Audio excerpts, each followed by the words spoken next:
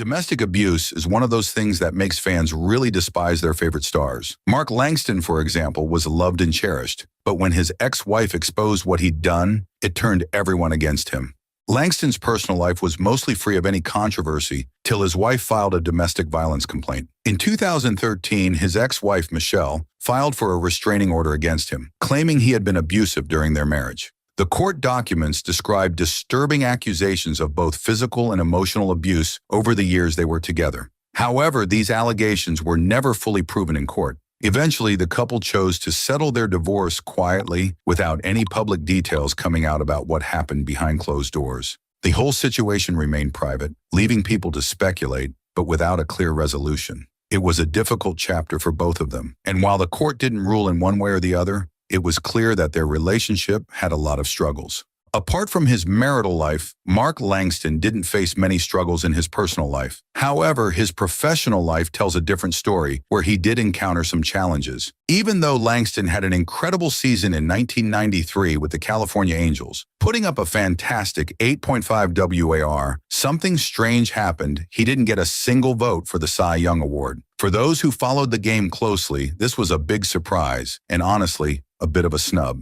It was hard to understand how a pitcher who had such a dominant year, with impressive stats and solid performances, could be completely overlooked in favor of other candidates. Fans and analysts alike were left scratching their heads, wondering how Langston could put up such great numbers and still get ignored in the voting. It's one of those moments in baseball that still gets talked about as an example of how sometimes even great performances can go unnoticed. But this wasn't the first time his achievements were overlooked. When he and Mike Witt pitched the no-hitter, it instantly became the talk of the town. The game was called after just 7 innings because of rain. So the question became, does this still count as an official no-hitter? On April 11, 1990, Langston and Witt pulled off something pretty incredible when they teamed up to throw a no-hitter against the Seattle Mariners. It was one of those moments that gets fans buzzing, and for good reason. In baseball, a full 9 innings are usually required for a no-hitter to be recognized. And because of the rain-shortened game, some people felt like it shouldn't really be considered official. The debate sparked a lot of discussion, with fans and analysts wondering if the weather should overshadow such a dominant performance. It was definitely one of those what-if moments in the game, where the conditions led to a little controversy, despite the remarkable achievement on the mound. Langston went to Buxer High School in Santa Clara, California, and after he graduated in 1978, things could have gone in a completely different direction. He was selected by the Chicago Cubs in the 15th round of the MLB draft, pretty late, but still a significant opportunity. The Cubs offered him $10,000 to sign and join their organization, which at the time was a pretty decent offer. But Langston made a big decision. He chose not to sign and instead went to college. In a 2018 interview with MLB.com, Langston reflected on his choice, saying, "I was 17 when I graduated, and I didn't turn 18 until August. It would have been interesting, I guess, but I don't really know how I would have handled it. I mean, I was still a kid, and I'd never been away from home before. Back then, there wasn't all this travel ball and select teams like kids have today. We didn't have those experiences to prepare us for something like the draft. So going straight into pro baseball at that age, it would have been my first real time away from home, and I'm not sure how I would have dealt with it." Looking back, Langston seemed to believe that going to college was the right choice for him at the time. It gave him the chance to mature and develop more before stepping into the spotlight of professional baseball, which was a much bigger leap in those days than it might be for young players now. His reflection on that moment shows just how different things were in the world of baseball back then, compared to the modern-day draft system. After playing college baseball at San Jose State, Mark Langston was selected by the Seattle Mariners in the 2nd round of the 1981 MLB draft, picked 35th overall. This pick was actually a compensation selection from the Texas Rangers, who had signed Bill Stein. The Mariners offered Langston $40,000 to sign, and he agreed to join their organization, setting the stage for his big league career.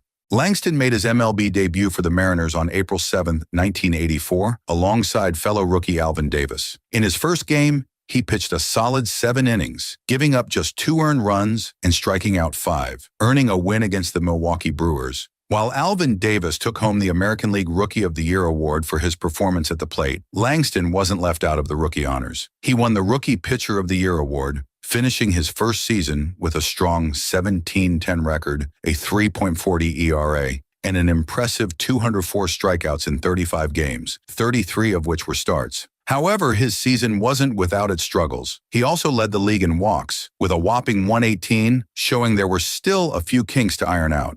Over the next few years, Langston continued to impress. He became known for his ability to rack up strikeouts, leading the league in that category in both 1986 and 1987. In 1986, he struck out 245 batters, and in 1987, he upped that number to 262, solidifying himself as one of the most dominant pitchers in the league. By 1989, Langston was still performing at a high level, but his season took a bit of a dip. He started the year 4-5 with a 3.56 ERA in 10 starts before being traded, marking the beginning of a new chapter in his career. His time in Seattle had already established him as one of the top strikeout pitchers, and even though he struggled with consistency at times, Langston's talent was clear.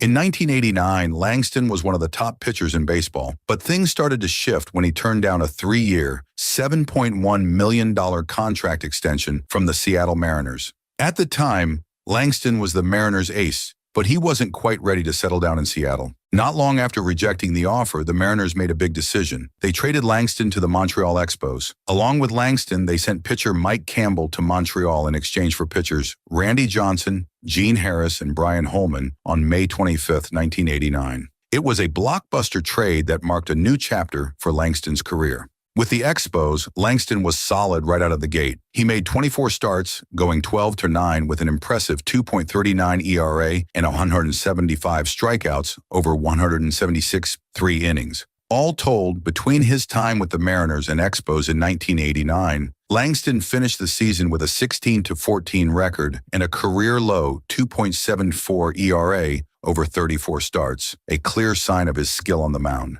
Then in December of 1989, Langston made another big move, this time to the California Angels. He signed a massive 5-year, $16 million contract, making him the highest-paid player in baseball at that time. This was a huge deal, both financially and for his career. Langston didn't waste any time making an impact with his new team. In his first start with the Angels on April 11, 1990, he teamed up with Mike Witt for a combined no-hitter against the Seattle Mariners. Langston threw the first 7 innings, while Witt, who had pitched a perfect game back in 1984, came in to finish the job with the last 2 innings. It was a special moment for the Angels, as the no-hitter marked the team's first since 1973 and would remain the last one for the franchise until Irvin Santana threw a no-hitter in 2011. However, not every moment with the Angels was smooth sailing. In 1995, Langston faced the Mariners again, but this time in a high-stakes situation, the American League West tiebreaker game. Unfortunately for Langston and the Angels, things didn't go their way. He took the loss after giving up 5 runs, 4 earned, on 8 hits over 6 2 3 innings. Despite his effort, the Mariners advanced to the first-ever American League Division Series, leaving Langston and the Angels on the outside looking in. In January 1998, Langston, after a long and successful career, decided to take a step back into the game, signing a minor league contract with the San Diego Padres. It was a bit of a fresh start for him after some time with the California Angels and the Expos, and he was ready to give it one more shot. Langston ended up playing in 22 games that season, starting 16 of them. His record was 4-6 with a 5.86 ERA. It wasn't the most glamorous year, but Langston had been around the game long enough to know it wasn't always going to be smooth sailing. However, it was during the 1998 World Series that Langston found himself in one of the most memorable moments of his career, though not for the best reasons. In Game 1, the Padres were facing the New York Yankees, and Langston was on the mound in the 7th inning with a 5-4 lead. With Tino Martinez at the plate, Langston threw a 2-2 pitch that looked like it was right over the plate, but home plate umpire Rich Garcia called it ball 3.